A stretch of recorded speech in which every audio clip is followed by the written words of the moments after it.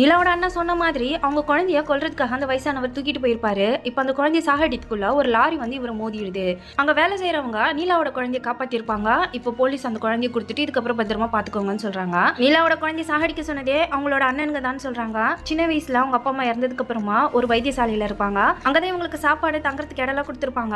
அங்கேயே அவங்க அண்ணனுங்க 2 பேரும் பணத்தை திருடிட்டு ஓடி போயிருப்பாங்க. நீலா அதே வைத்தியசாலையில வளர்ந்துருப்பாங்க. அவங்களுக்கு மூலிகை வச்சு ட்ரீட்மெண்ட் பண்ணுவோம்னு தெரிஞ்சிருக்கு. அவங்க அண்ணனுங்க 2 பேரும் இப்போ ரவுடிங்ல ஆயிடுறாங்க. நிலாவோட பெரிய அண்ணனை எம்எல்ஏ ஆக போற ஒருத்தர்கிட்ட வேலைக்கு சேர்த்து விடுறாங்க. எம்எல்ஏவா ஆக போறவருக்கு லேடிஸ் வீக்னஸ் இருக்குன்னு நீலா அவங்க அண்ணன் தெரிஞ்சுக்கிறாரு.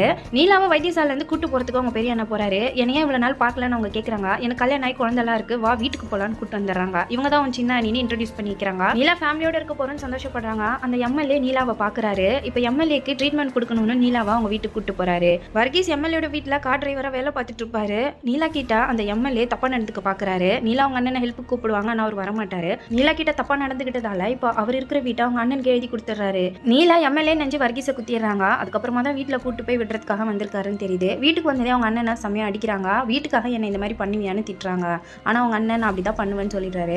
அடிக்கடிக்கு நீலாவை எம்எல்ஏ வீட்டுக்கு அனுப்புறாங்க. ஆனா நீலாக்கு இஷ்டமே இல்ல. இப்ப கொஞ்சம் கொஞ்சமா வர்கீஸும் அவங்கள பேசி பழக ஆரம்பிக்கிறாங்க. எம்எல்ஏ கூட இருக்க ஒருத்தர் நீலா கிட்ட தப்பா நடந்துக்க பாக்குறாரு. வர்கீஸ் அவரை போட்டு செம்மையா அடிச்சிடுறாரு. நீலாவோட சின்ன அண்ணன் இப்ப ஜெயில இருந்து வராரு. அவங்க பெரிய அண்ணன் தான் எப்ப பார்த்தாலும் ஏதாவது ஒரு கேஸ்ல சின்ன அண்ணனை ஜெயிலுக்கு அனுப்பிட்டே இருப்பாரு. அதனால இப்ப அவர் கொஞ்சம் கோவமா இருக்காரு.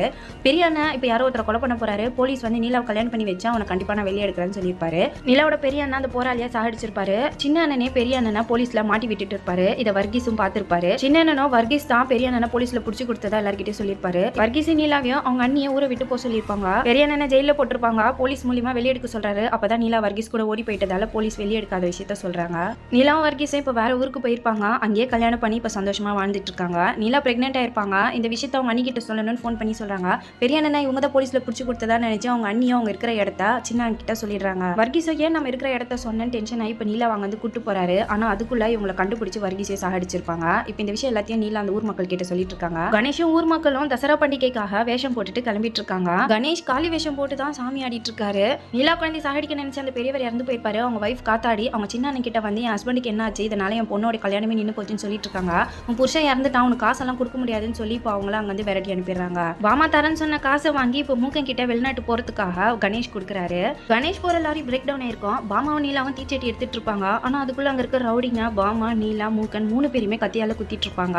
ரவுடி கும்பல்ல ஒருத்த மாட்டிப்பான். அவனை பார்த்து எங்க கண்டுபிடிச்சிருவாங்கன்னு அவங்க ஆளுங்களே அவனை சாகடிச்சிருவாங்க. இப்போ மூக்கன் பாமா நீலான்னு 3 பேருமே மயக்கம்